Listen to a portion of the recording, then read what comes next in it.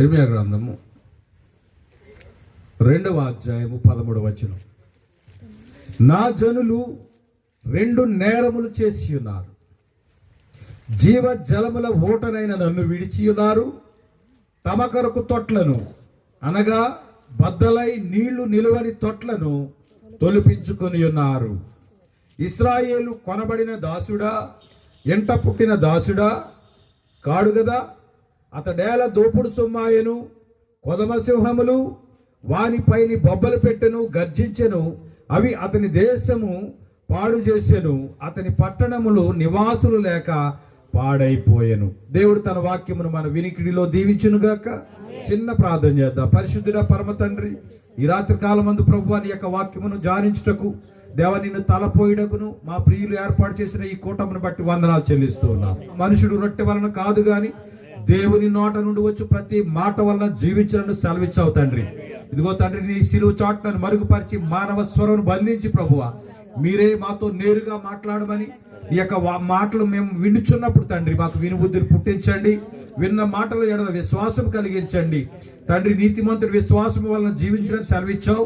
ఎవరైతే నీ మాట విశ్వాసం కలిగి ఉంటారో వారే నీతిమంతులను సెలవిస్తా ఉన్నావు కనుక అట్టి నీ యథార్థమైన మాటలు మేము విని మా జీవితాలను తండ్రి మేము కట్టుకోవడానికి మీరు సహాయం దయచేయండి. నీ దీవెన ఆశీర్వాదం అనుగ్రహించమని యేసు నామమున అడుగుచున్నాను పరమ తండ్రి. ఆమేన్, ఆమేన్. దయచేసి కూర్చోనండి.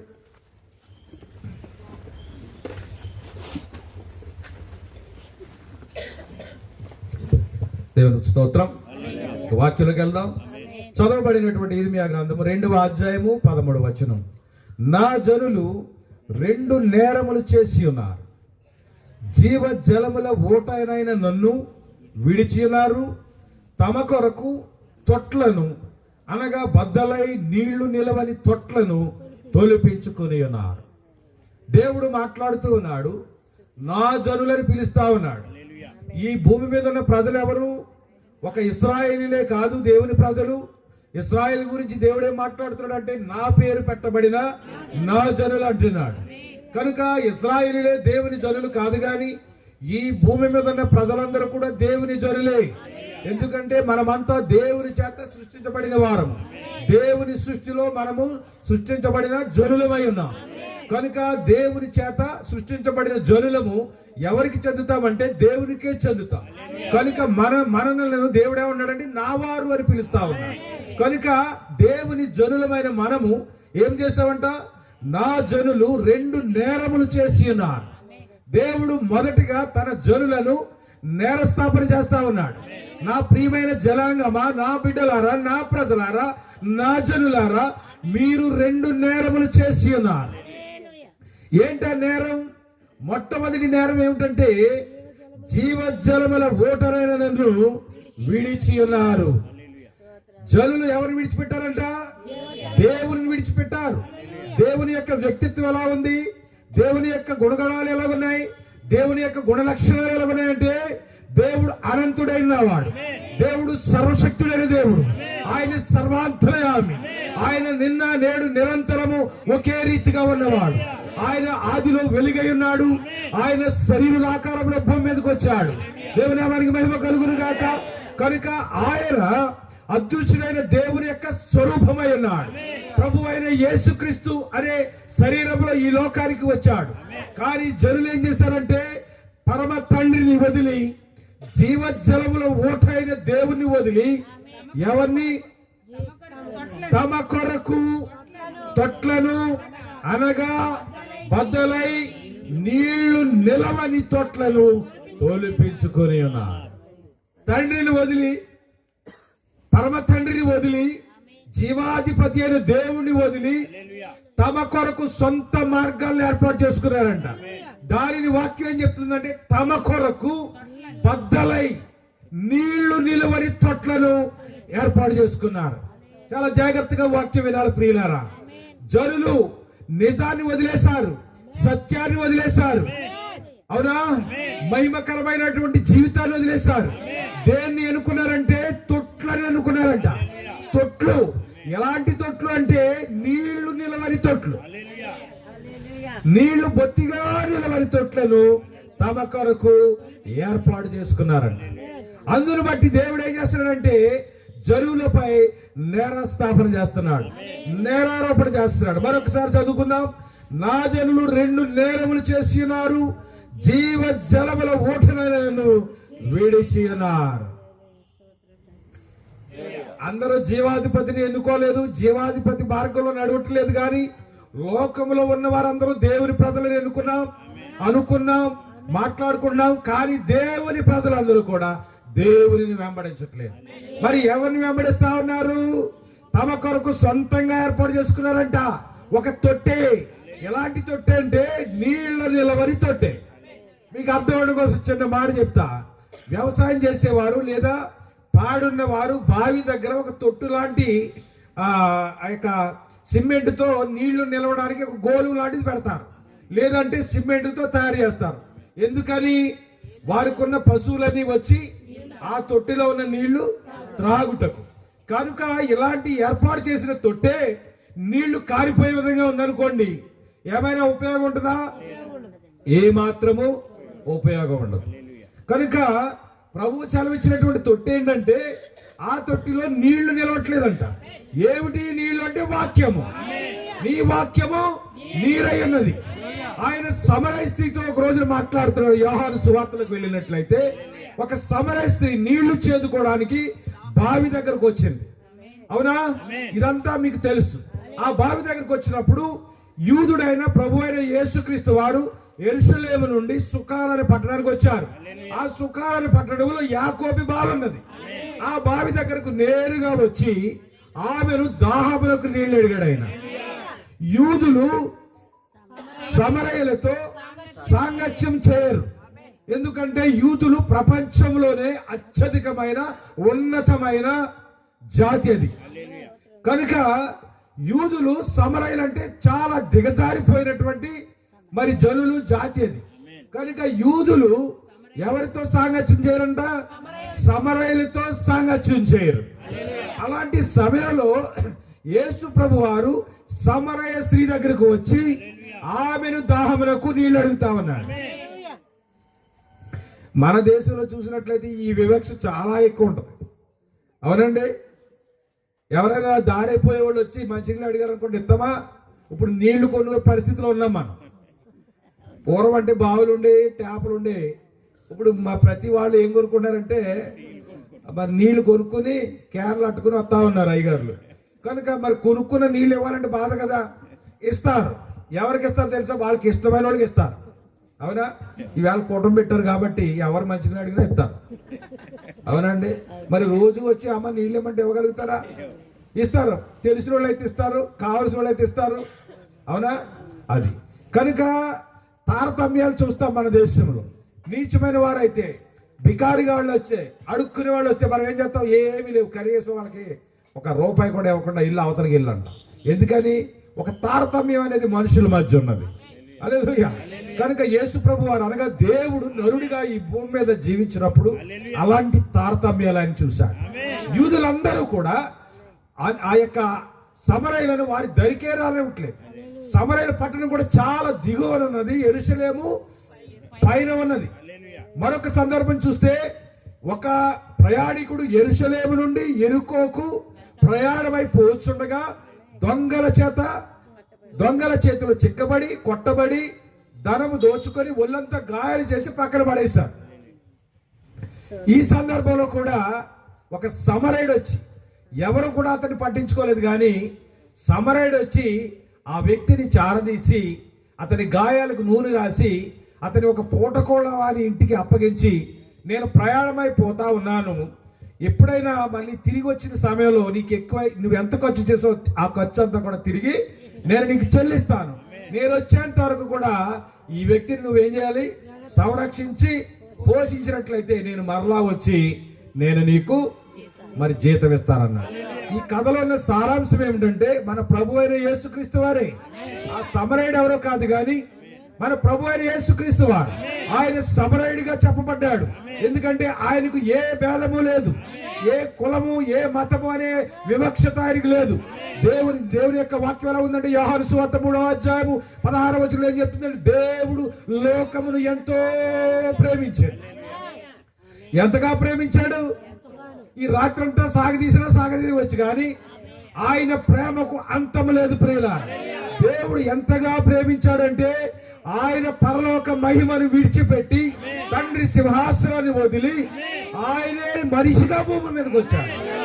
ఆయన ఎంతగా తగ్గించుకున్నాడంటే దేవుని యొక్క స్వరూపాన్ని, దేవుని యొక్క మహిమను, దేవుని యొక్క గొప్పతనాన్ని, దేవుని యొక్క ఔన్నత్యాన్ని అక్కడే వదిలి ఒక మనిషి వలె మనం ఎలాగున్నామో అలాగ జీవించాడు, అలాగ మసిలాడు. మనలో ఉన్న అన్ని తారతమ్యాలు ఆయన చూశాడు, మనలో ఉన్న భేదాలను ఆయన చూశాడు, మనలో ఉన్నటువంటి ఉచ్చస్థితి చూశాడు, నీచ స్థితి చూశాడు, రోగులను చూశాడు, అవసరంలో ఉన్న వారిని చూశాడు, అందరిని ఆయన చూశాడు, చనిపోయిన వారిని చూశాడు, గుడ్డి వారిని చూశాడు, కాళ్ళు లేని వారిని చూశాడు. అన్ని రకాలుగా అందరిని ఆయన ఆదరించాడు, అందరిని ఓదార్చాడు, అందరిని ధైర్యపరిచాడు, అందరిని స్వస్థపరిచాడు. దేవునికి స్తోత్రం. ఒక దేవుడు మానవుడిగా ఈ భూమి మీదకు వచ్చి సమస్త కార్యాలను చక్కపరిచాడు. కనుక దేవుని ప్రేమను ఎలా కొలవగలం మనం? అవునా? ఆయన ప్రేమ సముద్రము కంటే లోతైనది, శిఖరం అనగా పర్వతము కంటే ఎత్తైనది. ఆయన ప్రేమ శాశ్వతమైనది. ఒక్క మాటలో చెప్పాలంటే యేసుక్రీస్తు యొక్క ప్రేమ శాశ్వతమైన ప్రేమ. దానినే అగాపే ప్రేమ అంట. అగాపే ప్రేమ అంటే లోక ప్రేమ కాదు, కానీ లోకస్తులు చూపించే ప్రేమ ఫిలియో ప్రేమ, కానీ దేవుడు చూపించే ప్రేమ అగాపే ప్రేమ. అగాపే ప్రేమ అంటే ఎలా ఉంటుందో తెలుసా? ముందు ఫిలియో ప్రేమ అంటే ఎలా ఉంటుందో చెప్పుకుందాం, తర్వాత అగాపే ప్రేమ అంటే ఎలా ఉంటుందో చెప్తాం. పండక్కి అరిసెలు ఎట్టింది ఈ అమ్మాయి. ఏ అమ్మాయి? పక్కింటి అమ్మాయి. కనుక మళ్ళీ మనం ఏం చేయాలి? అమ్మగారింటికి వెళ్ళి తెచ్చుకున్నప్పుడు మనం కూడా 2 అరిసెలు ఇవ్వాలి. ఇది ప్రేమ, మనుషుల ప్రేమ. అవునండి. మన ఇంట్లో శుభకార్యం జరిగినప్పుడు లేదా ఏదైనా కార్యం పెట్టుకున్నప్పుడు కబురు చెప్పాలంటే మొన్న వాళ్ళ ఇంటి కార్యక్రమానికి మనల్ని పిలవలేదు, కనుక ఈసారి మనము ఎందుకు పిలుస్తాం? మమ్మల్ని పిలిచారా? ఇది మనుషుల ప్రేమ. అవునా? పక్కోళ్ళకే కాదు, కుటుంబంలో రక్త సంబంధులకే ఈ తారతమ్యం ఉందా? ఒకే కడుపును పుట్టిన బిడ్డలకు కూడా ఈ తారతమ్యం ఉంది, ఈ భేదం ఉంది. అవునంటారా? కాదంటారా? కానీ మన దేవుడు భేదం లేని దేవుడు, తారతమ్యం లేని దేవుడు. నీవెవరో తెలియకముందే ఆయన నీ కొరకు ఈ లోకంలోకి వచ్చి ఆయన ప్రాణం అర్పించి నిన్ను బ్రతికించాడు. హల్లెలూయా. దేవుని యొక్క వాక్యం ఏం చెప్తుందంటే ఏ భేదమును లేదు, అందరూ పాపము చేసి దేవుడు అనుగ్రహించే మహిమను పొందలేకపోతున్నారు. రోమాపత్రిక 3వ అధ్యాయము 23వ వచనం. ఏ భేదము లేదు. భేదాలు ఎక్కడ ఉన్నాయని చెప్పుకున్నాం? లోకంలో ఉన్నాయి, మనుషుల్లో ఉన్నాయి, కానీ దేవునిలో ఏ భేదము లేదు. నువ్వు ఏ మతస్థుడు అయినా, ఏ కులస్థుడు అయినా, నీ రంగు తెలుపైనా నలుపైనా, నీకు ఆస్తి ఉన్నా ఆస్తి లేకపోయినా, నువ్వు దరిద్రుడు అయినా ధనవంతుడు అయినా, అందరిని ఆయన సమానముగా ప్రేమించాడు. అది దేవుని ప్రేమ. అంతేనా? అంతేకాదు, అందరి కొరకు ఆయన ప్రాణం పెట్టాడు. దేవుని నామానికి మహిమ కలుగును గాక. అమితంగా ప్రేమించే భార్యే భర్త అనారోగ్యమైతే ఏం చేస్తారు? ఇటు పోతే బాగుండు, చాకరీ చేయలేక చచ్చిపోతాం అని ముఖం మీద అనలేకపోయినా కట్టుకున్న పాపానికి పంచకిళ్ళని మొలుక్కుంటారు. అవునండి. అదే భార్య మంచం ఎక్కితే ముందే వదిలేస్తారు అనుకోండి, అది వేరే విషయం. అమ్మలన్నా కాసేపు కొంతకాలం చూస్తారు, కానీ అయ్యలైతే నీకు ఒంట్లో బాగాలేదా, అయితే మీ అమ్మగారింటికి వెళ్ళి అక్కడ దింపేస్తాను, బాగా అయితే రా, బాగా అవ్వకపోతే అక్కడే ఉండు. ఇది మన ప్రేమలు. పెళ్లి ప్రమాణాలు, క్రైస్తవులు అయితే పెళ్లిలో ప్రమాణాలు చేస్తారు. వ్యాధి ఎందును, బాధ ఎందును, ఆరోగ్యం ఎందును నిన్ను ప్రేమించి సంరక్షించి, అయ్య బాబా నా ఆస్తి అంతటిలో నిన్ను పాలి భాగస్తురాలినిగా చేసుకొచ్చున్నాను ప్రమాణం చేస్తాను. కానీ రోగం వస్తే ప్రమాణము వ్యాధి ఎందు బాధ ఎందు నిన్ను వదలనన్నాడు. ఆ రోజు పెళ్లి రోజునే సరిగ్గా వింటాడో లేదో తెలీదు. పాస్టర్ గారు మొహమాటం కొద్ది పాస్టర్ గారు చెప్పమంటారు కాబట్టి చెప్తారేమో తెలియదు, కానీ జీవితంలో ఏనాడు కూడా వారి జీవితాల్లో ప్రేమలు కనబడవు ప్రియుల. ఇది మానవ ప్రేమ, అవునా?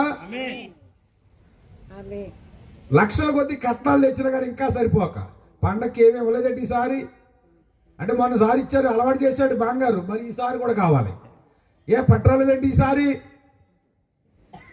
అలా అడిగేవాళ్ళు లేరా? ఇది లోక ప్రేమలు. తెస్తే ప్రేమించడం, తేకపోతే ద్వేషించడం, ఇది మనిషి ప్రేమ.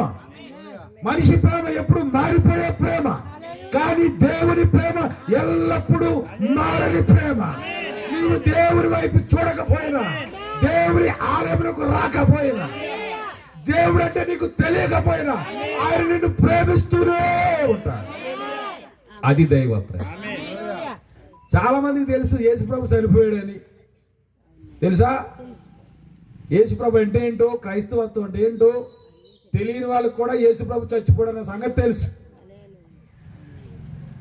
ఇంకొక మెట్టెక్కితే చాలా మంది, మీ దేవుడు గొప్పవాడు అంటారు కదా, సిలువ మించి దిగలేడా, ఆ మేకులు పీక్కోలేడా అంటా ఉంటారు. వీళ్ళు దేవుడి గురించి ఏమైనా తెలిసిన వారు అంటారా? నేనంటున్నాను, ఆయన గురించి నీకు తెలియకపోయినా కానీ ఆయన నిన్ను ప్రేమిస్తున్నాడు. అది ఆయన ప్రేమ. అందుకే వాక్యం ఉంది, ఆయనే మనలను మొదట ప్రేమించాడు. నీవు ప్రేమించకపోయినా, నీవు ఆయన అంటే తెలియకపోయినా, నీ మార్గంలో నువ్వు వెళ్ళిపోతున్నా, నీకు చక్కని మార్గం అని వాక్యమే ఉంది. ఒకటి తనకి ఇష్టమైన మార్గం ఎంచుకొని అది సుఖమని, క్షేమమని, అందులో ఆరోగ్యం ఉందని వెళ్తా ఉంటే తొదక అది ఎక్కడికి నడిపిస్తుందంట? నాశనానికి నడిపిస్తాం. ఈవేళ మనుషులు, లోకంలో ఉన్న మనుషులందరూ ఎన్నుకున్న మార్గాలు ఏంటో తెలుసా? నాశన మార్గం. నీవు ఎన్నుకున్న మార్గము అది జీవ మార్గం కాదు. నీవు ఎన్నుకున్న మార్గము, నువ్వు తయారు చేసుకున్న సిస్టము అది నాశనానికి నడుపుతుంది. అది నిత్య జీవం ఇవ్వలేని మార్గం అది. కానీ యేసుప్రభు అంటున్నాడు, నేనే మార్గం, ఐ యామ్ ద వే. నేను ఒక్కడనే మార్గము. దేనికి మార్గం అంటే మోక్షానికి మార్గం. నేనే సత్యం. ఈ లోకంలో సత్యము లేనే లేదు. ఈ కాలంలో అంతకంటే లేదు. ఉందండి? పొద్దున్న వెళ్ళిపోయారండి, తిన్నారా లేదని ఆతృతతో ఈవిడ ఫోన్ చేస్తారు. ఫోన్లు వచ్చాయి కాబట్టి వస్తానులే, ఇప్పుడు ఎక్కడున్నారో చెప్పండి, భోజనానికి రాలేదు. వస్తానన్నాను కదా, ఎందుకు కంగారు అవుతావు? ఏమండి, నా పట్ల కదా ఈవిడ ఇంత బాధ్యతగా ఫోన్ చేసి అడుగుతుందని ఏమన్నా మంచిగా చెప్తాడా? ఏదో చిన్న పని మీద ఆలస్యమైంది, వస్తున్నాను, దారిలోనే ఉన్నాను అంటాడా? అబ్బే, ఇవి మన ప్రేమలు.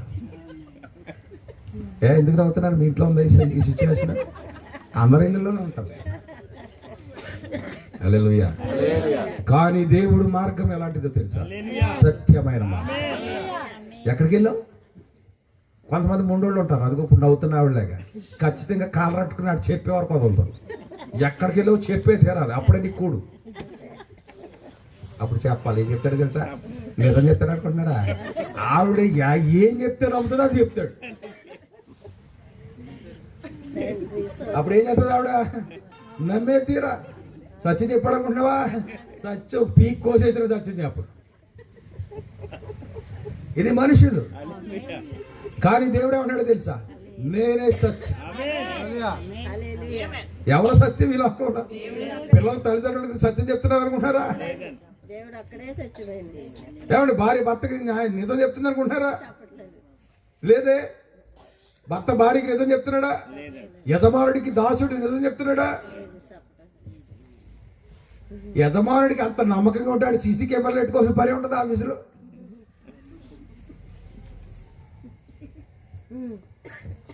స్కూల్ మాస్టర్లు ఉన్నారు, ఎన్ని గంటలకు వెళ్తారు స్కూల్కి? ఏమంటే స్కూల్ టైం ఏంటి చెప్పండి? ఎదురు కూర్చున్న వాళ్ళు 9 అనుకున్నాం, 9:30కి వెళ్తాడు, 9:30 వేస్తాడు. ఇది సత్యమా సత్యమా? ఎన్ని గంటలకు వచ్చాడు? అదే ఆలస్యంగా వచ్చి పిల్లడు ఏం చేస్తాడు? యారో ఇప్పుడు రావడం స్కూల్కి, బయట నిలబడు, గోడకు జారాయి, గోడ కూర్చేయి, రాళ్ళ మీద నిలబడు. మరి వీళ్ళు లేటుగా వచ్చేందుకు ఈయనేం చేయాలి? మాస్టర్లు ఎవరైనా ఉంటే నన్ను ఏమనుకోవద్దు. వీడు లేటుగా వచ్చి 9:30కి రావాల్సి, 9:30కి వచ్చి 9 గంటలకు రావాల్సి, 9:30కి వచ్చి ఎవరు రాస్తున్నాడు ఇక్కడ? మాస్టర్ కూడా ఆధారపట్టి ఉంటుంది. 9 గంటలకు వచ్చి సంతకం పెడతాడు. సత్యమా ఇది? మన జీవితంలో సత్యం ఉంటేనే మన జీవితాలు బాగుపడతాయి. కనుక మనము సత్యమును వెంబడించాలి. ఎవరి సత్యము, ఏది సత్యం అంటే ఈ రాత్రి చెప్తాను నేను, ప్రభువైన యేసుక్రీస్తు మాత్రమే సత్యమైన వాడు. నువ్వు ఎన్ని లైన్ గా తీసుకొచ్చి నాకు చెప్పినా ఎక్కడ కూడా నీకు సత్యం కనపడదు. అందుకే వాక్యం రాయబడి ఉంది, నా జనులు 2 నేరములు చేసి జీవ జలముల ఊట అయిన నన్ను విడిచిపెట్టి తమ కొరకు తొట్లను, అనగా బద్దలై నీళ్లు నిలవని తొట్లను ఏర్పాటు చేసుకున్నారు. వాటర్ బాటిల్స్ ఇల్లు ఉందనుకో, అది కూలింగ్ ఉంటుందని దానికోసం బ్యాగ్ తొడిగావు, దాన్ని తడిపి చల్లగా ఉంటుందని బండ్లు పెట్టుకున్నావు. నువ్వు ఉద్యోగానికో పనికో వెళ్ళిన తర్వాత నీళ్లు తాగుదావు చూస్తే అందులో ఉంటాయా? ఆ బాటిల్కి ఎంత చిల్లుంటే ఏమవుతాయి? ఆ బాటిల్ వల్ల నీకు ఏమైనా ఉపయోగం ఉందా? ప్రజలారా, జనులారా, దేవుని యొక్క వాక్యం చెప్తా ఉంది, నీవు ఏర్పాటు చేసుకున్న మార్గం ఏదైతే ఉందో అదేంటో తెలుసా? బద్దలై నీళ్లు నిలవని తొట్లై ఉన్నాయి. ఆ తొట్లనే అలంకరిస్తా ఉన్నారు, ఆ తొట్లు చుట్టూ తిరుగుతా ఉన్నారు, ఆ తొట్లు చుట్టూ బొలుగుతా ఉన్నారు, ఆ తొట్ల కోసం ఎంతో ధనాన్ని వ్యయం చేస్తా ఉన్నారు. నీకు ఏ మాత్రము కూడా మేలుండదు, ఉపకారం ఉండదు, ఏ మాత్రము కూడా ఆశీర్వాదం ఉండదు. ఎందుకంటే నీవు ఏర్పాటు చేసుకున్న మార్గము బద్దలై నీళ్లు బొత్తిగా నిలవని తొట్టది.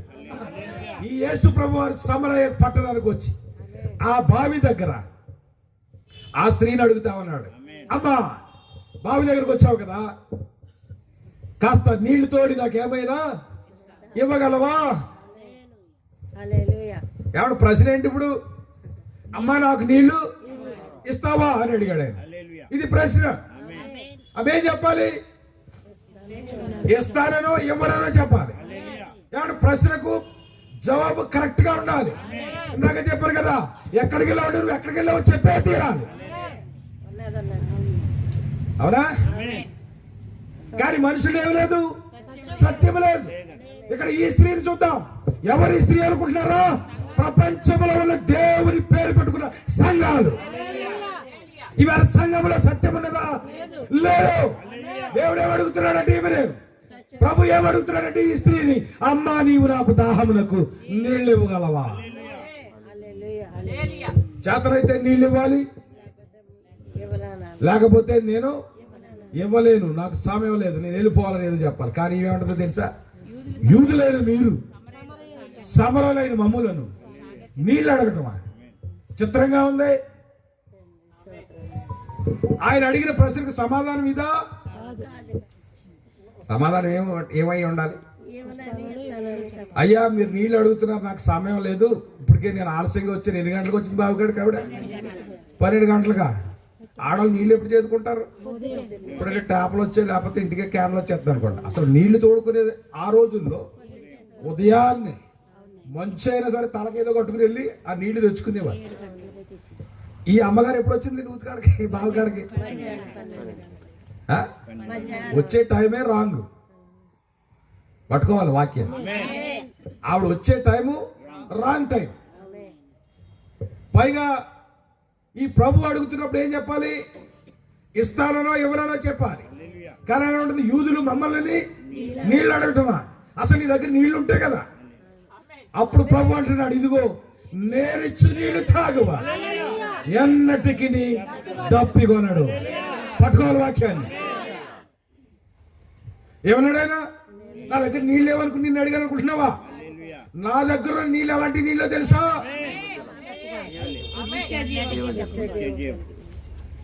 నా దగ్గర నీళ్లు తాగినవాడు మరి ఎన్నటికి తప్పికొనడు. మరి ఎందుకయ్యా వాడు అడిగావా నీళ్లు? నీ దగ్గర ఉన్న నీళ్లు దాహం కాకపోతే మరి ఎందుకు అడుగుతున్నావు? నీకు ఇద్దామని. ఆ నీళ్లు కూడా నీకు కూడా ఇద్దామని.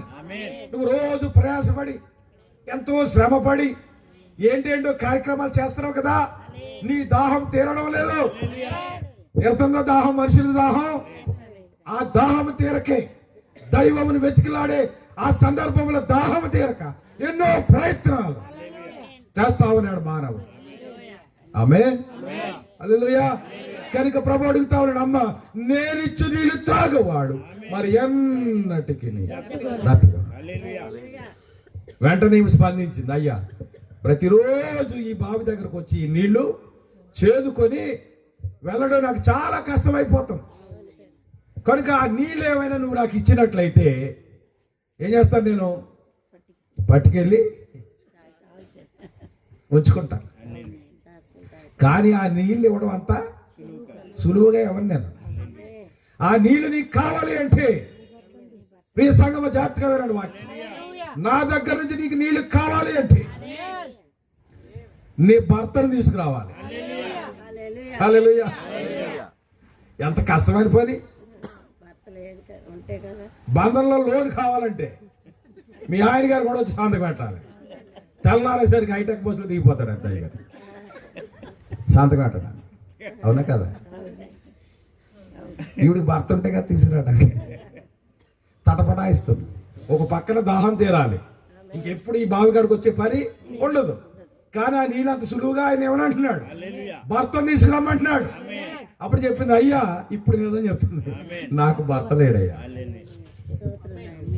అమ్మా నువ్వు నిజమే చెప్పావు, నీకు భర్త లేడు, కానీ నీకు 5 భర్తలు. ఎంతమంది భర్తలు ఉన్నారు? 5 భర్తలు ఉన్నారు. ఇప్పుడున్నవాడు కూడా నీ భర్త కాదు. ప్రభు ఎంత నేరుగా ముఖాముఖిగా మాట్లాడుతున్నాడు. ఈ స్త్రీ ఎవరంటే సంఘం. ఈ సంఘం కాదని ఆ సంఘం, ఆ సంఘం కాదని ఈ సంఘం, ఈ సంఘం కాదని ఇంకో సంఘం, ఇంకో సంఘం కాదని ఇంకో సంఘం. ఇక్కడ ఆర్కెస్ట్రా బాగుంది, అక్కడ డిజిటల్ స్క్రీన్ కుదుట ఉండట్లేదు. కానీ ఇప్పుడు నువ్వు వెళుతున్నవాడు కూడా నీ వాడు కాదు. అవునయ్యా, నిజమేనయ్యా. ఈ సంగతి ఆయనకి ఎలా తెలుసు? అసలు యూదులు ఇటువైపే రానే రారే. ఆయన ఎవరో తెలుసా? ఆయన మెస్సయ్య. ఆయన మాటకు ఆశ్చర్యపోయింది. అయ్యా చిన్నప్పుడు మా అమ్మమ్మ గారు మాకు చెప్పారు, మా తాతయ్య మాకు చెప్పేవాడు, మెస్సయ్య వస్తాడు. యూదులు ఎదురు చూసేది మెస్సయ్య కొరకు. మెస్సయ్య వచ్చినప్పుడు ఇలాంటి సంగతులు జరుగుతాయి. ఎలాంటి సంగతులు?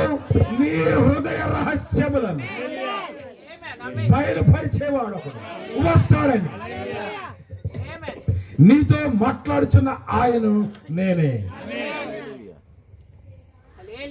హల్లెలూయా. ప్రభువు శక్తి సామర్థ్యాలు ఇక్కడ బయలుపరచబడతా ఉన్నాయి. నీ బ్రతుకును బయట పట్టగలిగిన వాడు ఎవరో తెలుసా? యేసు మాత్రం. నీ భర్త నిన్ను కాపలా కాయలేడు, నీ కుటుంబం నిన్ను బంధించలేదు. కానీ సమస్తము చూస్తున్న ఒక ఆయన ఉన్నాడు. ఆయన ప్రభు అయిన యేసుక్రీస్తు. అవునా? ఆయన చూచుచున్నవాడేనా? ఆయన మనం వింటున్నవాడేనా? మోగొడిగినా, చెవిటొడిగినా, గుడ్డొడిగినా కాదే. అబ్రహాము యొక్క దాసి హాగరు తన కుమారుని తీసుకొని ఆ యొక్క యజమానురాలికి వ్యతిరేకంగా ప్రవర్తించడం ద్వారా అబ్రహాము తీసుకెళ్లి ఎడారిలో వదిలేశాడు. ఈమె కూడా సంఘమే. స్త్రీ ఎక్కడున్న సంఘమే. సంఘము యజమానికి విరోధముగా తిరిగినప్పుడు ఆ యజమానుడు తీసుకెళ్లి నీళ్లు లేని ప్రదేశంలో వదిలేశాడు. ఎక్కడ వదిలేడండి? వాక్యం లేని ప్రదేశం, ఎడారి ప్రదేశం. దేవునికి స్తోత్రం కలుగును కాక. ఇప్పుడు ప్రార్థిస్తా ఉంది, మొరపెడతా ఉంది, అయ్యా మాకు వాక్యం లేదయ్యా. వాక్యం లేదా? ఇన్ని సంఘాలు ఉన్నాయి, వాక్యం లేదా? ఇన్ని పెద్ద పెద్ద గోపురాలు ఉన్నాయి, వాక్యం లేదా? లేదు.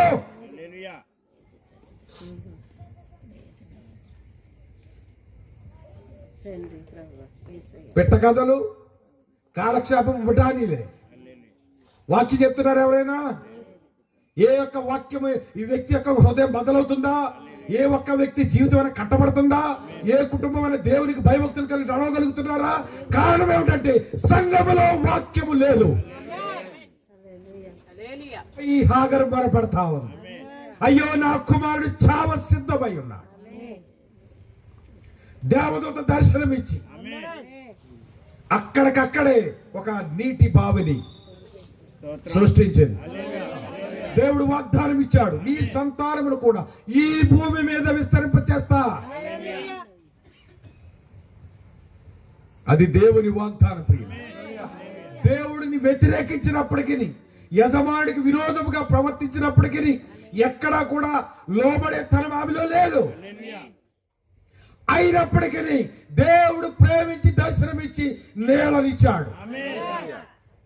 అంతేకాదు వాగ్దానం ఇచ్చాడు.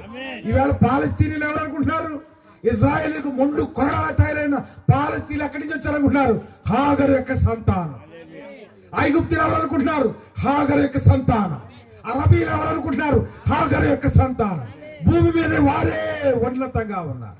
అది దేవుని వాగ్దానమైంది. కనుక నేను ఇచ్చి నీళ్ళు త్రాగేవాడు ఎన్నటికి నీ తప్పికొనడు. వెంటనే ఈమె మారిపోయింది. ఆమె చేదుకోవడానికి తీసుకొచ్చిన కొడవను కొండను అక్కడే వదిలి పరిగెత్తుకుపోయింది. ప్రతి ఇంటికి వెళ్ళింది. అయ్యలారా, అమ్మలారా, అక్కలారా, సోదరులారా రండే. ఒక ఆయన వచ్చి మన ఊరి చివరి బావి ఎంత కూర్చున్నాడు. ఆయన ఎవరో తెలుసా? నేను చేసినవన్నీ కూడా నాతో చెప్తా ఉన్నాడు. మనం చేసినవన్నీ తెలియకుండా ఉండాలంటే సీసీ కెమెరాలు బదులుపడేది వేళ. అయ్యే కదా ఇప్పుడు ప్రధానమైన సాక్ష్యాలు ఏంటి వేళ? సీసీ కెమెరాలో హార్డ్ డిస్క్ తీసేస్తే రికార్డ్ అవ్వదు. అవునా కాదా? కానీ సీసీ కెమెరాల కంటే గొప్ప కన్ను ఉంటుంది. అది దేవుని నేత్రమై ఉంది. ఈ హాగరు మాట్లాడుతా ఉంది, చూచుచున్న దేవుడు అయ్యా, కానీ నీ పేరు నాకు తెలియదయ్యా. నా పేరుతో పిలిచావయ్యా. హాగరు అని పిలిచాడు దేవుడు. నీవు ఆయన ఏంటో తెలియకపోయినప్పటికీ, ఆయన పేరేమిటో తెలియకపోయినప్పటికీ, ఆయన మహత్యం ఏమిటో నీకు అర్థం కాకపోయినప్పటికీ ఆయన నిన్ను ప్రేమిస్తూనే ఉన్నాడు. నీ సమస్తం ఆయనకు తెలుసు. నీ పేరు ఆయనకు తెలుసు. నీ ఇల్లు ఆయనకు తెలుసు. నీ బ్రతుకు ఆయనకు తెలుసు. పరిగెత్తుకుపోయింది. అయ్యలారా, అమ్మలారా రండి, నేను చేసినవన్నీ నాతో చెప్పుచున్న వారిని చూపిస్తా. దేవునికి ఒక మంచి ప్రచార సాధనంగా మారిపోయింది. ఆమె బ్రతుకుని మార్చుకుంది. ఊరికి తడిసే మధ్యాహ్నం వస్తుంది ఆవిడ బావి గారికి. ప్రజలనే మాటలు తట్టుకోలేక, అవునండి, అవన్నీ తట్టుకోలేక ఎవరు లేని సమయంలో గబగబా వచ్చి ఓ బిందుడు తోడుకుని వెళ్ళిపోదామనే ప్రయత్నంలో ఉన్న స్త్రీని ప్రభు దర్శించి ఆమె జీవితాన్ని మార్చాడు. హల్లెలూయా. ఇప్పుడు ఆమె హృదయంలో ఆనందం, సంతోషం ఎంత అంత కాదు. దేవుని కొరకు ఒక ప్రచార సాధనంగా మారింది. కారణం ఏంటంటే ప్రభు దర్శించాడు. ప్రభులోని శక్తి ఏమిటంటే ఆయనే సత్యము, ఆయనే జీవం. కనుక ఆమె జీవితాన్ని ఆమె ముందు చూపినప్పుడు ఆమె అబద్ధము చెప్పలేకపోయింది. ఎక్కడికి వెళ్ళావు? నేను ఎక్కడికి వెళ్ళా? ఇంటికాడే ఉన్నా.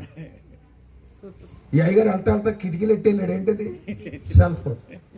ఇప్పుడు చెప్పి ఎక్కడికి వెళ్ళావు? ఇప్పుడు ఎవరు చెప్పగలదా? ఇంకా సరెండర్ అవటమే తప్ప ఇంకో మార్గం లేదు. అర్థమైందా? ఈ సీసీ కెమెరా ఎవరంటే మన ప్రభు అయిన యేసు. అవునయ్యా, నిజమేనయ్యా, నువ్వు చెప్పిందంతా నిజమే. నా జనులు 2 నేరములు చేసి ఉన్నారు, జీవ జలముల ఊటనైనను విడిచి ఉన్నారు. తమ కొరకు తొట్లను, అనగా బద్దలై నీళ్లు నిలవని తొట్లను తొలిపించుకొని ఉన్నారు. అసలు తొట్టెందుకు తొలిపించుకుంటామండి? నీళ్లు నిలబట్టడానికే కదా. కానీ ఈ జనులు తొలిపించుకున్న తొట్లో నీళ్లు నిలబట్టలేదంట. నీళ్ళు అంటే ఏంటని చెప్పుకున్నాం? దేవుని యొక్క వాక్యం. అదే మనల్ని జీవింపచేసే. ఎందుకు పరిగెత్తుకుని వెళ్తున్నాం బైబిల్ పట్టుకుని? ఎందుకు ఆరాట పడుతున్నాం, పోరాడుతున్నాం? వారం నాడు సరిపోక మళ్ళీ వారం అంతా ఎక్కడ పెట్టినా అక్కడికి ఎందుకు పరిగెట్టుకెళ్తున్నాం? వాక్యం మీద ఉన్న దాహము. అవునా కాదా? మన దాహం తీర్చేది ఏంటో తెలుసా? దేవుని యొక్క వాక్యం. లోకముల దాహం కాదు, అది ఇప్పుడు తాగితే మళ్ళా దాహం వేస్తుంది. కానీ ఆత్మీయమైన దాహం ఉంటుంది. ఆ ఆత్మీయమైన దాహం ఏంటో తెలుసా? వాక్యము పట్ల ఆరాటం. నిజమైన దేవుని యొక్క వాక్యం పట్ల ఆసక్తి ఉండాలి. ఎందుకంటే నీ వాక్యమే సత్యము. ఎందుకు వాక్యం కొరకు ఆరాటపడాలి, ఎందుకు వాక్యం కొరకు పరిగెత్తాలంటే దేవుని యొక్క వాక్యము మాత్రమే సత్యమైనది. వాక్యం అనగా దేవుడు. ఆది యందు వాక్యం ఉండెను, వాక్యము దేవుడై ఉండెను. ఆ వాక్యమే శరీరధారిగా కృపా సత్య సంపూర్ణుడిగా మన మధ్య నివసించాడు. ఆదిలో పలకబడిన మాటగా ఉన్న దేవుడు మానవులను రక్షించడానికి, తమ పాప బంధకాల నుండి విడిపించడానికి ఆయన మానవుడిగా రావాల్సి వచ్చింది. కనుక మానవుడిగా వచ్చిన వాడు ఎవరు అంటే దేవుడై ఉన్నాడు. ఆయన రెండవవాడు కాదు, కానీ ఆయన దేవుడు అనంతుడు, ఒక్కడే దేవుడు. హల్లెలూయా. కనుక మనుషులు తమ కొరకు తొలిపించుకున్నటువంటి తొట్ల నీళ్లు లేకపోతే వారి దాహం ఎలా తీరుతుంది? కానీ దాహం తీర్చేది దేవుని యొక్క వాక్యం. హల్లెలూయా. నీ వాక్యము నీరై ఉండెన్, మా దాహము తీర్చుచుండెన్. ఓ నీ వాక్యము నీరై ఉండెన్, మా దాహము తీర్చుచుండెన్. ఆ నీరే మాకు స్నానము పానము, ఆ నీరే మాకు స్నానము పానము. నీ వాక్యము మాకియుమా, నీ వాక్యము మాకియుమా. దేవాని దివ్య వాక్యము ఇవిగా మాకు దొరికేనా. హల్లెలూయా, హల్లెలూయా, హల్లెలూయా, హల్లెలూయా, హల్లెలూయా. ప్రసంగి గ్రంథము ముగించేసుకున్న 12వ అధ్యాయము 6వ వచనం చదివి వినిపించండి ఎవరైనా. ప్రసంగి గ్రంథం 12వ అధ్యాయం 6వ వచనం. ధార యొద్ద కుండ పగిలిపోవును. కుండ ఎక్కడ పగులుతుందంట? ధార. ఏంట ధార? వాక్యధార. వాక్యధార యొద్ద మన హృదయం అనే కుండ పగలాల్సిందే. ఎంత భద్రంగా నీ ఒళ్ళు పెట్టుకున్నా ఆ కుండ పగిలిపోయి తీరాల్సిందే. ఎందుకంటే వాక్యమునికి అంత శక్తి ఉన్నది. ధార యొద్ద కుండ పగిలిపోవు. ఇదిగో జీవ జలపుల ఊట అయిన క్రీస్తు అనే ధార ఆ బావి యొద్ద ఆ స్త్రీతో మాట్లాడుచున్నప్పుడు ఆమె తన కొండను విడిచిపెట్టి పరిగెత్తుకొని పోయి సువార్త చెప్తా ఉంది. ఆ యొక్క కొండ ఆమె జీవితానికి సాదృశ్యంగా ఉంది. ఆమె కొండ విడిచిపెట్టగానే కొండ పగిలిపోయింది. దేవుని యొక్క వాక్యం వద్దకు నీవు వస్తే, దేవుని యొక్క వాక్యాన్ని నీకు లోబడితే, దేవుని యొక్క వాక్యాన్ని అంగీకరిస్తే నీ బ్రతుకు పగిలిపోతుంది. పగిలిపోయే అవుతుంది. ఆ లోపల ఉన్న కల్మషము, కుతంత్రము, ఇంకా ఏమన్నా కుయుక్తి, అసూయ, ఆ రకరకాలైన కుళ్ళంతా కూడా బయటకు పోతుంది. హల్లెలూయా. దేవుని యొక్క వాక్యము ఎలా ఉందంటే కుండలను పగలగొట్టేటువంటి శక్తి కలిగిన జీవ జలపుల ఓటై ఉన్నది. అలాగే కీర్తన గ్రంథము 36వ అధ్యాయము 9వ వచనం చూసినట్లయితే నీ యొద్ద జీవపు ఊట. చదవమ్మా. కీర్తన గ్రంథం 36వ అధ్యాయం 9వ వచనం. చల్లబడిపోయారు. నీ యొద్ద జీవపు ఊట కలదు, ఈ వెలుగును పొందియే మేము వెలుగును చూచుచున్నాం. దేవుని నామమున మహిమ కలుగును గాక. కొండ పగిలిన తరువాత ఏమొచ్చిందో తెలుసా? వెలుగును చూడగలుగుచున్నాము. ఆ కొండలో కుళ్ళున్నంత కాలము, ఆ కొండలో కల్మషం ఉన్నంత కాలము, ఆ కొండలో విషమున్నంత కాలము ఏముండదు తెలుసా? మన బ్రతుకులో వెలుగు ఉండదు. మన బ్రతుకంతా చీకటిమయమే. కనుక మన జీవితాలు వెలుగుమయమై ధన్యకరముగా ఉండాలంటే దేవుని యొక్క వాక్యమును వినాలి. వినడం వలన ఏం కలుగుతుందంట? విశ్వాసము కలుగును. దేవునికి స్తోత్రం కలుగునుగా. ఏ భేదమును లేదు. అందరూ పాపమును చేసి దేవుడు అనుగ్రహించే మహిమను పొందలేకపోతున్నారు. ఎఫెసీ పత్రిక 2వ అధ్యాయం 1-4 వచనాలు చూస్తే మీ అపరాధముల చేతను పాపముల చేతను చచ్చిన వారమై ఉండగా. ఎవరిలంతా? దేవుని ప్రజలు, నా జనులారా అంటున్నాడు కదా, నా జనులు 2 నేరములు చేసి ఉన్నారు. ఆ జనులు ఎలాంటి స్థితిలో ఉన్నారంటే వారి యొక్క పాపముల చేతను అపరాధముల చేతను చచ్చిన వారే ఉన్నారు. వాక్యము ముందు, వాక్యం అనగా అద్దం లాంటిది. ఆ అద్దం ముందు మనం నిలబడితే మన బ్రతుకు ఎలా ఉన్నదో చూపిస్తాం. ఇదిగో ఈ యొక్క వాక్యం ఏం చెప్తుందంటే, మీరు మీ అపరాధముల చేతను పాపముల చేతను చచ్చిన వారై ఉన్నారు. అంతే. దేవుని యొక్క వాక్యం సత్యం, అందులో ఏ మాత్రము తేడా లేదు. కళ్ళ పుష్టి కలిగి ఉన్నాను, జిమ్ చేస్తున్నాను, శరీర దారుఢ్యం కలిగి ఉన్నాను, ఎర్రగా ఉన్నాను, బుర్రగా ఉన్నాను, నా మాటకు ఎదురు లేదు, నా మాటకు తిరుగులేదు, నాకున్న పలుకుబడి ఎవడికి లేదు. నువ్వు గర్విస్తున్నావేమో. ఇదిగో నువ్వు అన్ని రకాలుగా యోగ్యత అర్హతలు కలిగి ఉన్నప్పటికీ దేవుని యొక్క వాక్యం అనే అద్దం ముందు నువ్వు ఎలా ఉన్నావో తెలుసా? నీ యొక్క అపరాధము చేతను పాపముల చేతను చచ్చిన వాడవై ఉన్నావు. నీవు స్త్రీవైనా పురుషుడైనా సరే, దేవుని యొక్క వాక్యం అనే అద్దం ముందు నీ బ్రతుకు ఎలా ఉందో తెలుసా? చచ్చిన బ్రతుకు. వాక్యం అనే అద్దం ముందు మనం చచ్చిన వారు. ఎలా చచ్చిన వాళ్ళము? ఈ శరీరంలో బ్రతికుండొచ్చు, ఈ శరీరం ఆరోగ్యంగా ఉండొచ్చు, ఈ శరీరం ఎర్రగా ఉండొచ్చు, ఎన్నో మేకప్లు వేయచ్చు, ఎన్నో రంగులు వేయచ్చు, ఎంతో ఖరీదైన వస్త్రాలు తొడిగించవచ్చు, కానీ దాని యొక్క విలువేంటో తెలుసా? చచ్చిన బ్రతుకు. ఏ విధంగా? పాపముల చేతను అపరాధముల చేత. ఎవడు విడిపిస్తాడు నీ పాపం నుండి, నీ అపరాధం నుండి? రోమాపత్రిక 5వ అధ్యాయము 8వ వచనం, మనం ఇంకను పాపులమై ఉండగా క్రీస్తుతో కూడా ఆయన మనలను బ్రతికించారు. మన పాప బంధకాల నుండి, పాపపు స్థితి నుండి, ఈ పాపపు చెర నుండి మనం విడుదల పొందాలంటే ఈ ప్రపంచంలో ఒకే ఒక మార్గం. There is no other way, there is no another solution, only one solution. అదేంటో తెలుసా? యేసు క్రీస్తు యొక్క రక్తము. పేతురు పత్రిక రాస్తా ఉన్నాడు. ఏం రాస్తా ఉన్నాడంటే, ఆయన పొందిన దెబ్బల వలన మీకు స్వస్థత కలుగుచున్నది, ఆయన కాచిన రక్తములో మనకేముందో తెలుసా? పాప క్షమాపణ. కనుక మనం అపరాధముల చేతను పాపముల చేతను చచ్చిన స్థితిలో ఉన్నప్పుడు ఏమండి, మరి మనం విడుదల పొందాలంటే పాపములకు ప్రక్షాళన, పాపములకు విడుదల. ఎందుకంటే పాపి మోక్షం వెళ్ళడం, అది అందరికీ తెలుసు. కనుక మన తాపత్రయం భూమి మీద ఈ తొట్లన్నీ ఎందుకు తొలిపించుకుంటున్నాం? బద్దలై నీళ్లు నిలవని తొట్లు ఎందుకు తొలిపించుకుంటున్నాం అంటే మోక్షానికి వెళ్ళడానికి. ఒక్కొక్కడికి ఒక తొట్టే, అందరికీ ఒక తొట్టు కాదు, ఒక్కొక్కడికి ఒక రకమైన తొట్టే.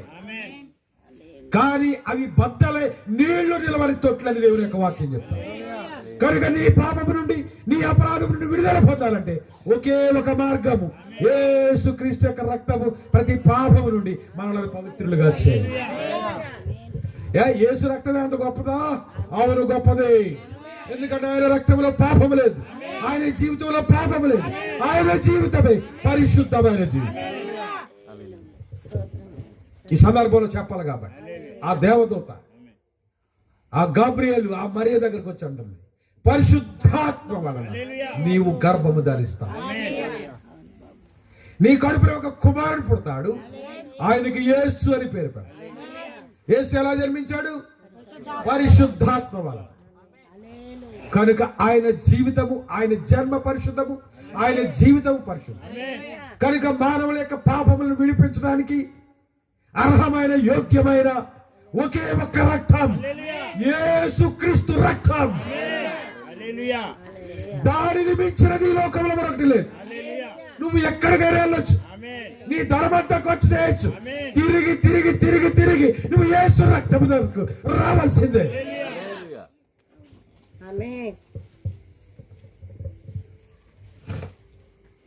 చిన్న టాబ్లెట్ ఉంటుంది అక్కడ వీధి చివరి మెడికల్ షాప్ లో ఉంటుంది, కానీ దానికోసం హైదరాబాద్ లో ఉన్నాడు ఫోన్ చేస్తాం, ఇది ఎక్కడా దొరకట్లేదు,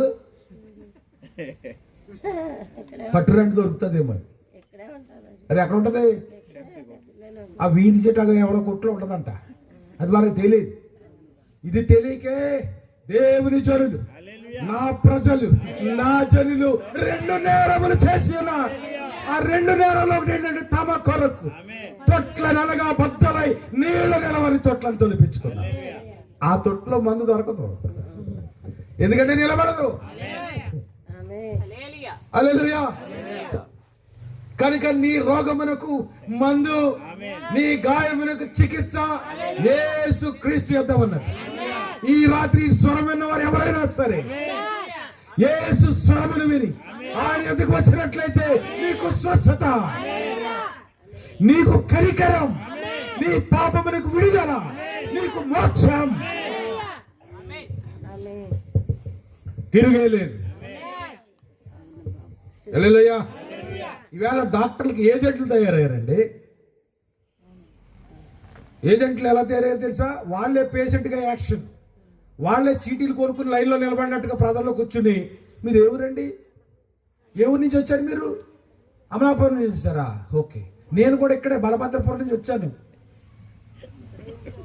నాకు ఎన్ని ఆసుపత్రులు తిరగాలనుకుంటున్నారు మీరు? నిన్ను అడిగాడు ఎవడన్నా? వీడు చెప్పేస్తాడు ఊరికే. చివరికి హాస్పిటల్ కాడికి వచ్చారండి, తగ్గిపోయిందండి అంటే. ఇక్కడ జీవితంలో ఈ హాస్పిటల్ ఇంకో హాస్పిటల్కి వెళ్ళలేదు. ఇక్కడ బాగా తగ్గుతుంది అనమాట. Mouth publicity. అలాంటి పబ్లిసిటీ మనుషుల మధ్య ఆడతారు. అవునా? చెన్నైలో చైనా బజార్ అని ఉంది. అది ఒక వైపున గుడారాలు వేసి ఈ ఎక్స్పోర్ట్ సామాన్లు అమ్మేవారు. ఇప్పుడంటే ఎక్స్పోర్ట్ లేదులేండి. ఆ దుబాయ్ నుంచి గల్ఫ్ నుంచి సామాన్లు తెచ్చుకుంటే కస్టమ్స్ ఆఫీసర్ ఏం చేయాలంటే ట్యాక్స్ కట్టమనేవారు. అవి కట్టలేక అక్కడ వదిలేసి వస్తే అవి ఈ బజార్లోకి వచ్చేసారు. తీరా అలాంటి మన వాళ్ళు చక్కగా కెమెరాలు కొనుక్కుందాం, ఫోన్లు కొనుక్కుందాం అని అక్కడికి వెళ్తే, టేప్ రికార్డులు అప్పట్లో కొనుక్కుందామని వెళ్తే మనకంటే ముందు వచ్చేస్తాడు ఒకడు. ఏమంటే ఎంత టేప్ రికార్డు, మనం ఈ దేని వైపు చూస్తున్న వాడు చూస్తాడు వెనక నుంచి. ఇదంతా లైన్ అనమాట. విధులు చేసుకుంటారు అన్నమాట. వచ్చేది కస్టమర్ అంతే. ఎంత ఇది మనం అడగో, దాని ఇంకు చూసేసరికి ఎంత అని అడుగుతాడు. అడు 100 రూపాయలు చెప్పాడు. 50 రూపాయలకి ఇస్తావా అంటాడు. ఎవరు అంటాడు. 20 రూపాయలకి ఇస్తావా పట్టుకెళ్ళిపోయాడు. దాని ఖరీదు 2 రూపాయలే. మళ్ళీ ఆడు 20 రూపాయలు అట్టుకెళ్ళి అలాగే ఎనకరించి అడుగుతా అక్కడ పెట్టేస్తారు దాన్ని. ఏంటి మోసం? మన చేతి కొనిపించాలి. ఇలాంటివి జరుగుతూ ఉంటాయి. అవునా? లోకంలో కూడా అదే జరుగుతుంది.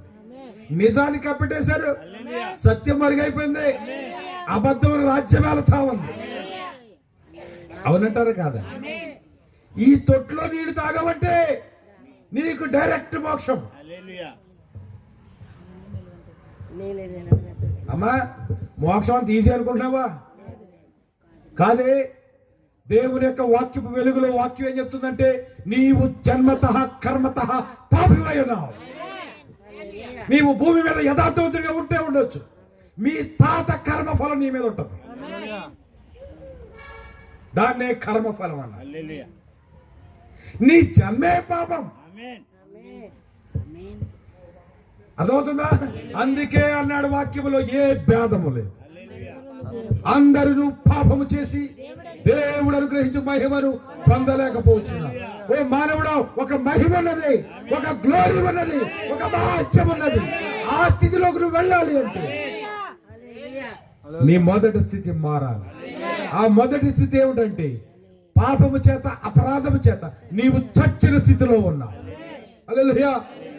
కనుక నీవు విడుదల పొందాలంటే ఏంటి? ఏమిటి నీ విడుదల పొందాలంటే?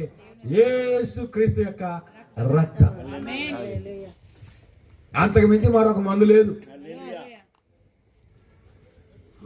యూదులందరూ కలిసి ఆయన పట్టుకుని సిలువేయాలని చెప్పి పిలాతు మందిరంలోకి తీసుకెళ్ళారు. పిలాతు అడుగుతా ఉన్నాడు, నిన్ను విడుదల చేయడానికి, నీకు శిక్ష వేయడానికి నాకు అధికారం ఉంది అన్నాడా? అనేం మాట్లాడలేదు. సత్యం ఎప్పుడు మాట్లాడదండి. సత్యం మాట్లాడక్కర్లేదు. అవునా? నేను మంచోడని బెళ్ళ బోటేసి తిరగాల, మరి ఎలా తెలుస్తుంది వాడు మంచోడని? వాని క్రియలు చెప్తాడు. అవునా కాదు? ఎవరికి స్తోత్రం. అలాంటి మందిరంలో ఆయన అన్నాడు, నాలో పాపం ఉన్నది, నాలో పాపం ఉన్నదని ఎవడు నేరస్థాపన చేయగలడు అని అడిగిన ఒకే ఒక వ్యక్తి ప్రభువైన యేసుక్రీస్తు. నీవు తొలుచుకున్న తొట్టి చెప్పగలదా? నీవు ఏర్పాటు చేసుకున్న శిల చెప్పగలదా? నాలో నేరము లేదు, నాలో పాపము లేదు, నాలో అపరాధము లేదండి. పాపము నేరముతో ఉన్న వారే అలా ఉంటే నిన్నెలా విడిపించగలరు నీ అపరాధము నుండి, నీ పాపము నుండి? కనుక ప్రియమైన నా సహోదరి సహోదరులారా, మనము అపరాధముల నిమిత్తము పాపముల నిమిత్తము చచ్చిన వారమై ఉన్నాము. మనల్ని విడిపించడానికి ప్రభువైన యేసుక్రీస్తు వారు ఈ లోకానికి వచ్చారు. హల్లెలూయా చెప్తావా? దేవుడు అంటే ఎరగని వారు, దేవుడి గురించి అస్సలు బొత్తిగా తెలియని వారు. మీ దేవుడు గొప్పవాడు కదా, మీ దేవుడి గురించి డబ్బాలు చెప్తారు కదా, మీ దేవుడి గురించి అరిచి కేకలేస్తారు కదా, మరి సిలువేసినప్పుడు ఎందుకు దిగలేదు? దిగలేడు ఆయన. మరి మేకులు ఎందుకు పీక్కోలేదు? పీక్కోలేడు ఆయన. ఆయన దిగితే నీకు మోక్షం లేదు.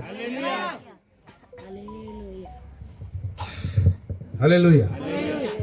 పేతురు చెవి అతికిన దేవుడు, ఆ రోమా సైనికులు ఆయన పట్టి బంధించడానికి వచ్చినప్పుడు పేతురు ఆ సైనికుడికి చెవి తెగ నరికినప్పుడు ఆ చెవి తిరిగి అతికిన దేవుడే ఆ యేసు ప్రభువే.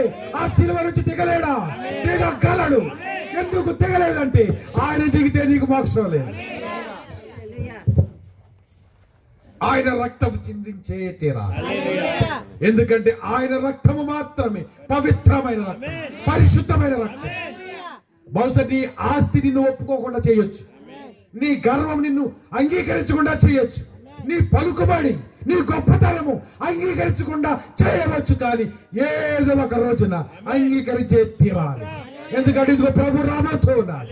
ఆయన వచ్చే ముందు ఏం జరుగుతుందో తెలుసా? ప్రతి మోకాలు అనగా రాజుగారి మోకాలు, రమణప్ప గారి మోకాలు, నాయుడు గారి మోకాలు, చౌదరి గారి మోకాలు, పరమ గారి మోకాలు, ఎవరి మోకాలని సరే వంగే తీరాలి. ప్రతి నాలుక ఆయన నామమును ఒప్పుకునే తీరాలి. ఇప్పుడు ఆయన రక్షకుడని దేవుడని ఒప్పుకోవడానికి నీకు ఏదో అడ్డు రావచ్చు, బట్ ఒక రోజు ఉన్నది. ఆ రోజు కోసం కనిపెడుతున్నాం మేము. ఏ రోజు అది? అదే అదే ఆ రోజు. ఆ శ్రమల కాలంలో కొండల దగ్గర పరిగెట్టి అడుగుతారంటే, కొండలారా మమ్మల్ని కప్పండి అమ్మా. ఎందుకంటే సుఖపుత్రులు కదా. కారు దిగిన రోజు లేదు, 2 అడుగులు వేసిన రోజు లేదు, ఏసీ కట్టిన రోజు లేదు. ఇదిగో హాలీవుడ్ లో పరిగెడతా ఉన్నారు ఇప్పుడు, అహిల్ చేసుకుని, సూట్లు వేసుకుని, పిల్లల్ని ఎప్పుడు సహకరించుకుని బతుకు కూడా కదా. దాదీలే, అసిస్టెంట్లే, కేర్ టేకర్లే, కానీ పిల్లలు సహకర పెట్టుకుని పరుగులు ఎడుతున్నవారు ఎవరో తెలుసా? ప్రపంచంలో అత్యధికమైన ధనము కలిగిన హాలీవుడ్ నిర్మాతలు. ఏమైపోతే వారి బ్రతుకు? ఏ వారి ముందు నీ బ్రతుకు పెద్ద గొప్ప? చెప్పండి. లాస్ ఏంజెల్స్ ప్రవక్త పలికిన చివరి యొక్క ప్రవచనం, ఆయన చూసిన చివరి దర్శనం ఇదిగో నెరవేర్పులోకి వస్తాం అని ఇంకా పరిపూర్ణంగా చెప్పాడు. లాస్ ఏంజెల్స్ అనేది ఇంకా అది జరగలేదు కాబట్టి గుర్తుంచుకో సహోదరుడా, రాసుకో అవసరం అయితే. లాస్ ఏంజెల్స్ అనేది సముద్రంలో కలివబోతా ఉంది. ఇది దేవుని ఉగ్రత. కారణం ఏంటో తెలుసా?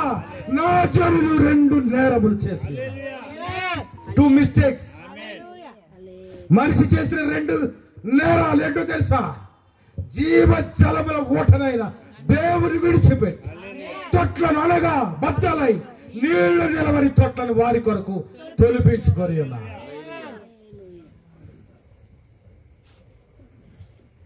దేవుని ఉగ్రతకు తాగలిగిన వాడెవడు? ఇవాళ ఇది నీ రోజు కనుక నీ ఆటలు సాగుతా ఉన్నాయి. నీవు ఆడిందే ఆట, పాడిందే పాట. నీకు ఎదురు లేదు, తిరుగులేదు. నేనే కింగ్ అనుకుంటున్నావు, కానీ ఇదిగో ఒక రోజు రాబోతూ ఉంది. అది దేవుని ఉగ్రత దినం. ఆ రోజుని మానవుడు అనేవాడు ఎవడు కూడా తప్పించుకోలేదు. కనుక దుర్దినములు రాకముందే, వీటి యందు నాకు సంతోషం లేదని చెప్పు దినములు రాకముందే నీ సృష్టికర్తను స్మరణకు తెచ్చుకో. ఎవరి సృష్టికర్త? అది కూడా తెలియదు. నువ్వు చదివిన చదువుకి ఎవరి సృష్టికర్త కూడా తెలియదు, ఇంకెందుకు నీ బతుకు.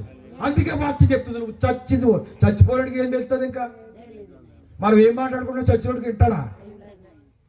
ధనం ఉంది, డబ్బు ఉంది, అహంకారం ఉంది, కానీ అసలు సృష్టికర్త ఎవడో కూడా నీకు తెలియదు, ఇంకెందుకు నీ బతుకు.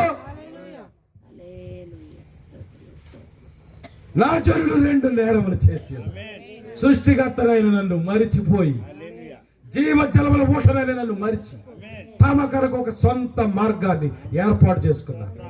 ఏం జరుగుతుందో తెలుసా? తుదకది నాశనమునకు నడిపించింది. ఏమైపోయింది వాళ్ళ హాలీవుడ్? ఏమండి హాలీవుడ్ ఏమైపోయింది? మనకు జరగదనుకుంటున్నారా ఏంటి?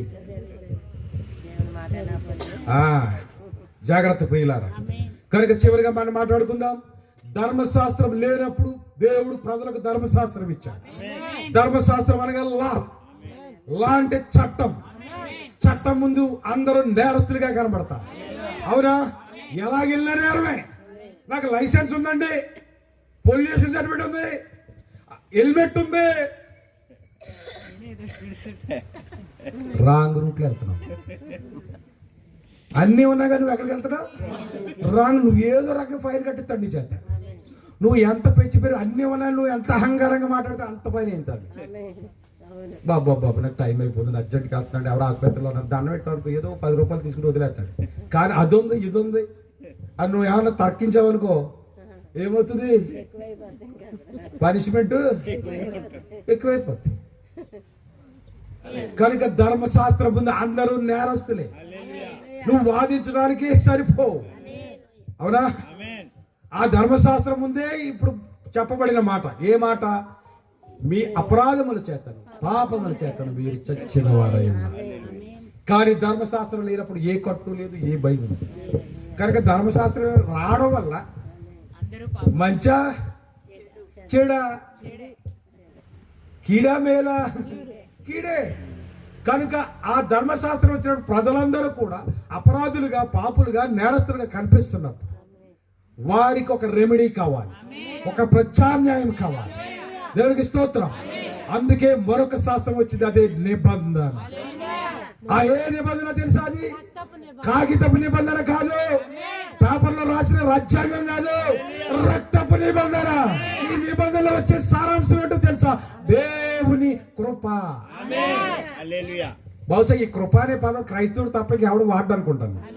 ఒకవేళ ఇఫ్ ఐ ఆమ్ రాంగ్ దాన్ని కరెక్ట్ చేయండి. ఈ కృప అనే పదం ఎవరు ఆడతారో తెలుసా? ఏం పేరమ్మా నీ పేరు? కృప అండి. అవును, క్రిస్టియన్ వా అంటే ఈ కృప అనే పేరు ఎవరికి చెందింది అనమాట? క్రైస్తవులకు చెందింది. ఒప్పుకుంటారా? ఆమె చెప్పండి. దాంట్లో కొంచెం బూస్టప్ ఉంటుంది. కనుక యేసుక్రీస్తు రక్తపు నిబంధన వచ్చినప్పుడు ఆ నిబంధనలు దాగి ఉన్నదంటే దేవుని కృప. కృప ఎంత గొప్పదో తెలుసా? కృప ఎంత గొప్పదంటే నేరం నువ్వు చేస్తే శిక్ష మరొకరు అనుభవిస్తారు. That is called grace. ఇప్పుడు చెప్పండి, ఇందాక వాక్య ప్రకారంగా మనం అపరాధులమై పాపులమై ఉండగా శిక్ష ఎవరికి పడాలి? ఏమండి, ఎవరికేస్తారు శిక్ష?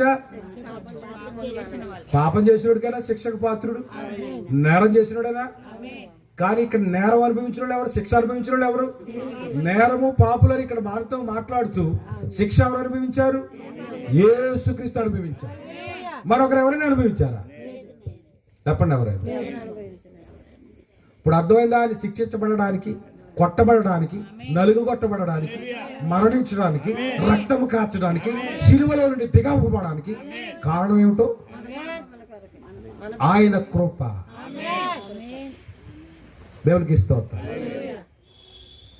ఇంటికి చదువుకోండి. నిర్గమకాండం 29వ అధ్యాయం మొత్తం చదవండి. అది ధర్మశాస్త్రం మనిషి మీద ఎలా ఏలుబడి చేస్తారు. కానీ హెబ్రీ పత్రిక 9వ అధ్యాయంలోకి వచ్చేసరికి ఈ మాట చదువమ్మ 12వ వచనం. హెబ్రీ పత్రిక 9వ అధ్యాయం 12వ వచనం చూసినట్లయితే త్వరగా చదవాలి. మేకల యొక్కయు కోడెల యొక్కయు రక్తముతో కాక తన స్వరక్తముతో. అర్థం చేసుకోండి, ఒక్క 5 నిమిషాలు వదిలేస్తాను. ఇందాక చదివిన నిర్గమకాండం 29 లేదా లేవికాండం 4వ అధ్యాయం చూసినట్లయితే మనిషి చేసిన అపరాధానికి, పాపానికి ఏం చేయాలో తెలుసా? శిక్ష అనుభవించాలి. కనుక నేను శిక్ష నుంచి తప్పించుకోవడానికి ఎన్ని మార్గాలు ఉన్నాయా అని ఆలోచిస్తాను. అంతేనా?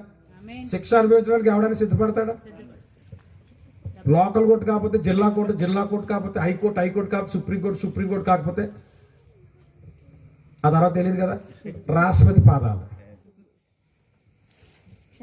ఈ లోపల జీవితం సగం అయిపోద్ది. శిక్షను తప్పించుకోవడానికే మార్గాలు అనేకమైన ఉన్నాయి మన దేశంలో. పోతే 6 సంవత్సరాల కదా అనుభవించేద్దామని అనుకుంటాడు ఎవడైనా. 3 నెలలు కూడా జైల్లో కూడా, 3 నెలలు 14 రోజులు రిమాండ్ అనుభవించగలుగుతున్నారు. కోట్లు ఖర్చు పెట్టి బెయిల్ చేస్తున్నారు. అవునా కాదా? కనుక ధర్మశాస్త్రంలో ఏముందంటే చేసిన అపరాధానికి పాప క్షమాపణ నిమిత్తం ఏం తేవాలో తెలుసా? గొర్రెను మేకను తెచ్చి యాజకుడికి ఇవ్వాలి. యాజకుడు ఏం చేస్తారంటే ప్రజల పాపముల యొక్క పరిహారం నిమిత్తం ఆ గొర్రెని వధించి ఆ రక్తమును పళ్ళెములోకి తీసుకొని ఆలయంలోకి వెళ్ళి ఆలయంలో దేవాలయంలో ఉన్నటువంటి సేవోపకరణను చల్లి వారి యొక్క పాపముల నుండి ప్రక్షాళన చేస్తారు. అది యాజక ధర్మం. దాన్ని వధించేటప్పుడు ఎవరైతే పాపం చేశారో వారి చేతులు ఆ జంతువు నెత్తి మీద లేదా తల మీద వేసి ఆ పశువును వధింతారు. ఈ ఆచారమే పూర్వం వరకు మనమే చేసాం. సంవత్సరాలకు కోళ్ళను మేకను వధించడం ఇదేంటంటే మన గ్రామం క్షేమంగా ఉండాలి, మన కుటుంబం క్షేమంగా ఉండాలి. అదే ఒకటే ఉద్దేశం. నువ్వు క్షేమంగా ఉండాలంటే కోడి కాదు కొయ్యటం, మేకను కాదు కొయ్యటం, నువ్వు కొయ్యబడాలి. తప్పంటారా? ఎందుకంటే తప్పు చేసి నువ్వు కాబట్టి దెబ్బలు నీకే పడాలి. తప్పేమి నువ్వు చేస్తావా? కోడి కోసేస్తావా? మేకను కోసేస్తావా? అదే అంత తేలికైన జంతువా? అది ఎదురాట్లేదనా, పోరాట్లేదనా? అక్కడ కూడా మనిషి యొక్క అహంకారమే. అర్థమవుతుందా? కనుక పాపమును అదే ఈ హెబ్రీ పత్రికలో పౌలు గారు మాట్లాడుతున్నాడు. వారి యొక్క పాపాలు పూర్తిగా క్షమించబడేవి కాదు కానీ వాయిదా పడేవంట. జిల్లా కోర్టు నుంచి హైకోర్టుకి ఎలాగ వెళ్ళామో అలాగే ఆ గొర్రెల యొక్క మేకల యొక్క రక్తము మనుషుల యొక్క పాపాన్ని వాయిదా వేసేది. పరిపూర్ణంగా వారి పాపముని విడుదల వచ్చేది కాదు. అర్థం చేసుకున్న వాళ్ళు ఆమె. కానీ ఒక్కసారి ప్రపంచ మానవాళి యొక్క పాపముల పరిహారార్థమై ప్రధాన యాజకుడుగా యేసుక్రీస్తు ఈ లోకానికి వచ్చి తన ప్రాణమును అర్పించాడు. ఆయన ఎందుకు వచ్చాడు? ఆయన యేసు ప్రభు అని ఒక మనిషిగా కనపడొచ్చేమో కానీ నాకైతే ఆయన ఒక గొర్రె పిల్లగా కనపడతాడు. గొర్రె ఒక జంతువు మనిషి యొక్క పాపము నిమిత్తమై యేసుక్రీస్తు అనే గొర్రె పిల్ల వధించబడినది. ఆయన వధింపబడిన గొర్రె పిల్ల. యోహాను గారు ఆ నదిలో ఉన్నప్పుడు యేసుక్రీస్తు వారు బాప్తిజం పొందడానికి నడుచుకుంటూ వెళ్తున్నప్పుడు యోహాను గారు మాట్లాడుతూ ఉన్నాడు, ఇదిగో లోక పాపములను మోసుకొని పోవచ్చున్న దేవుని గొర్రె పిల్ల. యోహాను గారికి ఆయన ఎలా కనబడ్డాడు? గొర్రె పిల్ల. మనకి ఎలా కనబడుతున్నాడు యేసు ప్రభు? చెప్పండి. ఆయన గొర్రె పిల్ల అయినప్పుడు గొర్రె పిల్ల అయి ఉండాలి. అంటే దాని అర్థం ఏంటంటే గొర్రె పిల్ల ఎలా పుడుతుందో అలాగే పుట్టాలి. ఆయన ఇల్లు దొరక కాదు, ఆయన పశువులు పాకలు పుట్టడం. ఆయన గొర్రెకు సాదృశ్యంగా ఉన్నాడు కనుక ఆయన గొర్రెల స్థానంలో పుట్టవలసి వచ్చింది. దేవునికి స్తోత్రం. ఆయన గొర్రెలాగా జీవించాలి. ఆయన చెంపల మీద కొట్టిన మారు మాట్లాడలేదు. కారణం ఏంటో తెలుసా? ఆయన గొర్రె. ఆయన తిట్టిన వారిని తిట్టలేదు, ఆయన నిందించిన వారిని నిందించలేదు, ఆయన శపించిన వారిని తిరిగి శపించలేదు. అందుకే వాక్యంలో రాయబడిన వదకు తేబడిన గొర్రె వలె ఆయన మౌనముగా ఉంది. ఆయన మౌనం నీకు చేతకారితనంగా కనబడుతుంది సహోదరుడా. చివరికి ఆయన చావు కూడా గొర్రె వలె చనిపోయాడు. శిలువలో తన రక్తమును కార్చి ఒక విడుదల విమోచన క్రయదానాన్ని వెలగా చెల్లించాడు ఆయన రక్తాన్ని. ఇవాళ పేపర్లు వేస్తారు, ఎవరైనా కిడ్నీ దానం చేస్తే 3 లక్షలు ఇస్తా. ఎవడో నాలుగు డబ్బులు అవసరమై ఫోన్ చేస్తారు, అయ్యా కిడ్నీ ఇస్తే డబ్బులు ఇస్తా అన్నారు. ఎవరండి? ఏంటంటే ఎవరో కాదండి, మా డాడీ అండి. మరి నీ కిడ్నీలు బాగున్నాయేమో ఇవ్వచ్చు కదా. అంటే డబ్బు ఉందని 3 లక్షలు ఇట్టి ఎవడో కిడ్నీ కొనేస్తావా? కొడుకెత్తున్నాడా? ఏమండి కరోనా వచ్చిందండి బాబు అంటే అసలు బంధు. ఈ కరోనాకి ఎక్కడ అనుకుంటుందో ఇప్పుడు చాలా పెద్దగా వాళ్ళు చెప్పేస్తున్నారు పాటల్లో. కరోనా వచ్చిందంటే రాగలుగుతున్నావా? నీ ప్రాణం నీకు ముఖ్యం.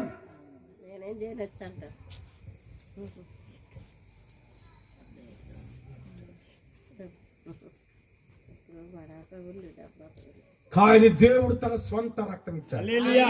నువ్వు ఎవరో కూడా తెలియదు. ఆయన ఎవరో నీకు తెలియనప్పుడు ఆయన నీ కొరకు రక్తం ఇచ్చాడు. ఎంత గొప్ప దేవుడు.